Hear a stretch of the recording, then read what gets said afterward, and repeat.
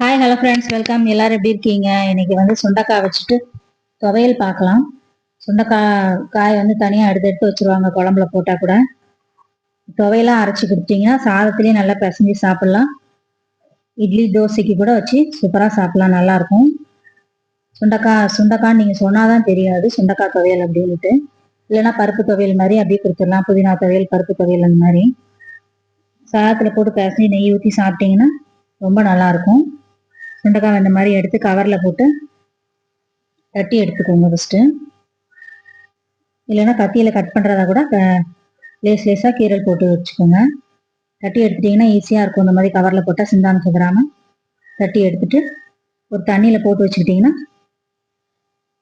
கருத்து போகாமல் இருக்கும்.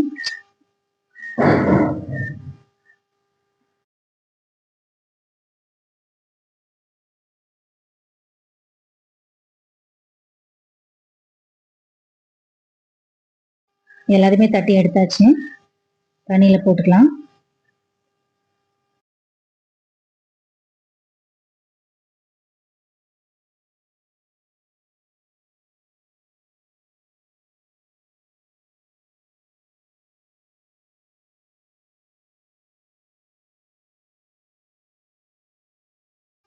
ஒரு கடாய் அடுப்பில் வச்சுட்டு ஒரு டேபிள் ஸ்பூன் ஆயில் ஊற்றிக்கோங்க. எந்த ஆயில்னாலும் ஊற்றிக்கலாம். ஒரு டேபிள் ஸ்பூன் கடலைப்பருப்பு வச்சுருக்கேன், அதை சேர்த்துட்டு வறுத்துக்கலாம். அதோட ஒரு 4 சின்ன வெங்காயம் உரிச்சு வச்சுருக்கிறேன். சின்ன வெங்காயம் இல்லைன்னா பெரிய வெங்காயம் ஒரு சின்ன சைஸில் எடுத்து கட் பண்ணி போட்டுக்கோங்க.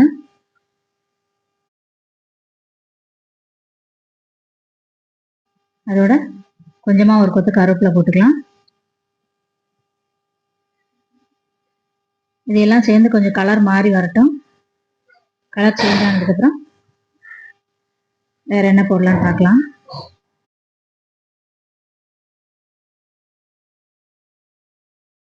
இப்போ கொஞ்சம் வதங்கிடுச்சு, நல்லா பருப்புலாம் கலர் நல்லா மாறி இருக்கு. ரொம்ப ஹை ஃப்ளேமில் வச்சு குக் பண்ணாதீங்க. இப்போ நான் சுண்டைக்காய் தண்ணியில் போடுறதை எடுத்து வச்சிருக்கிறேன், இதோட சேர்த்துக்கலாம். ஆயில் நல்லா வதங்கணும். அது நல்லா வதங்கினாதான் அந்த காரல் கசப்பு இல்லாமல் நல்லா இருக்கும். கொஞ்சம் உப்பு போட்டுக்கோங்க. இதோட உப்பு போட்டிங்கன்னா நல்லா வதங்கிடும்.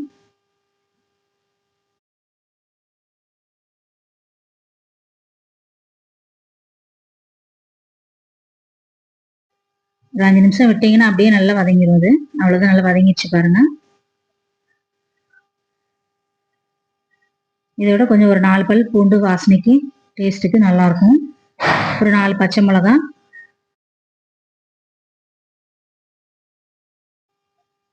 அதையும் போட்டு கொஞ்சம் வதக்கிக்கோங்க. லேசாக வதங்கினா போதும். அது ஒரு 3 டேபிள் ஸ்பூன் தேங்காய் போட்டுக்கலாம். தேங்காய் நல்லா வறுக்கணும் அப்படின்லாம் இல்லை, நல்லா மிக்ஸ் ஆகி விட்டுக்குங்க. அதில் மிக்ஸ் பண்ணி விட்டு வதக்கி விட்டால் போதும்.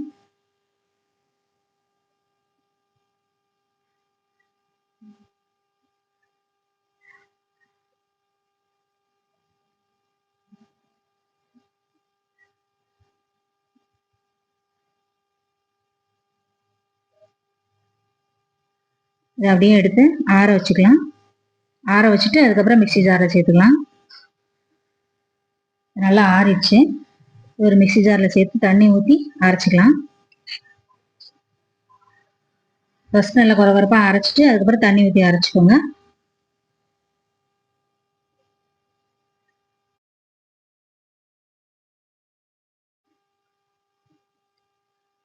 கொஞ்சம் புளி சேர்த்துக்கோங்க, புளி சேர்த்து அரைங்க.